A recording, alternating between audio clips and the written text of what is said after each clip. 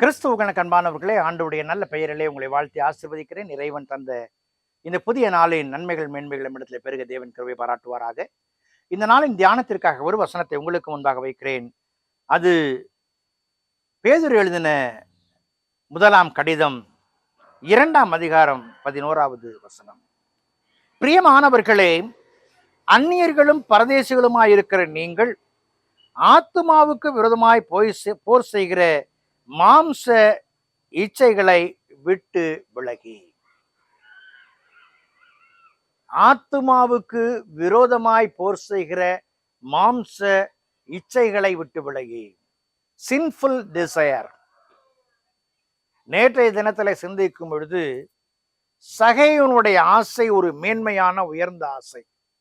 அந்த ஆசையின் விளைவு அவன் யார் என்று சமூகத்துல அடையாளப்படுத்தப்பட்டான்.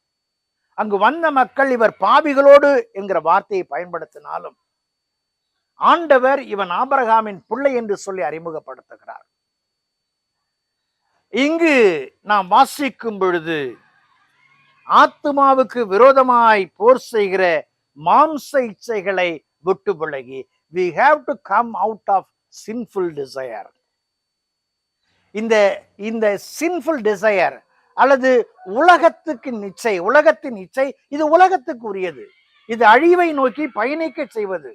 இது நம்முடைய ஆத்துமாவை கெடுக்கும். சமூகத்திலே நமக்கு ஒரு அந்தஸ்து இருக்கிறது என்று சொன்னால் அந்த அந்தஸ்தை மாற்றிவிடும். இன்றைக்கு எத்தனையோ ஊழியக்காரருடைய வாழ்க்கையில நாம் இதைத்தான் பார்க்கிறோம்.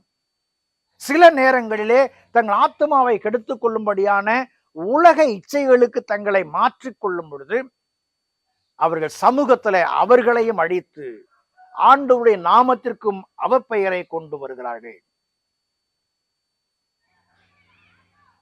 பாருங்கள், ஒரு ஆசையினால் வீழ்ந்து போன ஆதாம்,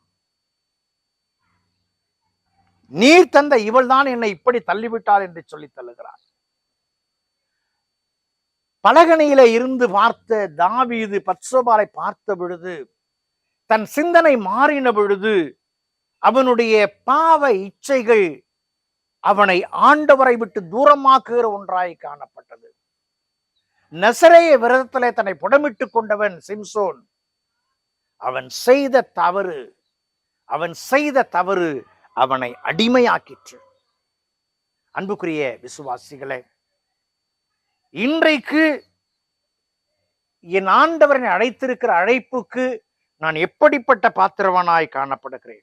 பாருங்கள், வேதம் சொல்லுகிறது 12வது வசனத்துல, பிரஜாதிகள் உங்களை அக்கிரமக்காரனுக்கு விரோதமாய் பேசும் விஷயத்தால் அவர்கள் உங்கள் நற்கிரிகளை கண்டு அவர்கள் நிமித்தம் சந்திப்பின் நாளிலே தேவனை மையப்படுத்தும்படி நீங்கள் அவர்களுக்குள்ளே நல் நடக்கை உள்ளவர்களாய் நடந்து கொள்ளுங்கள் என்று உங்களுக்கு புத்தி சொல்லுகிறேன். இந்த பாவ இச்சைகள் என்று விலகி நல் நடக்கை உள்ளவர்களாய் நான் நடந்து கொள்ளும் பொழுது இன்னும் தெளிவை காண வேண்டும். நன்றாக தெரியும், எனக்கு 2 கண்கள் இருக்கின்றன. என் 2 கண்களை கொண்டு நான் மற்றவர்களை பார்க்கிறேன். ஆனால் நான் சமூகத்திலே போகும் பொழுது அநேகமாயிரம் கண்கள் என்னை பார்க்கின்றன. என் வாழ்க்கை எப்படி இருக்கிறது? அன்புக்குரிய விசுவாசியே, மாம்ச இச்சைக்கு விலகுங்கள். இறை சித்தத்தை வாழ்க்கையிலே செயல்படுத்துங்கள். கடவுள் ஆசீர்வதிப்பார். ஜெபம் செய்வோம்.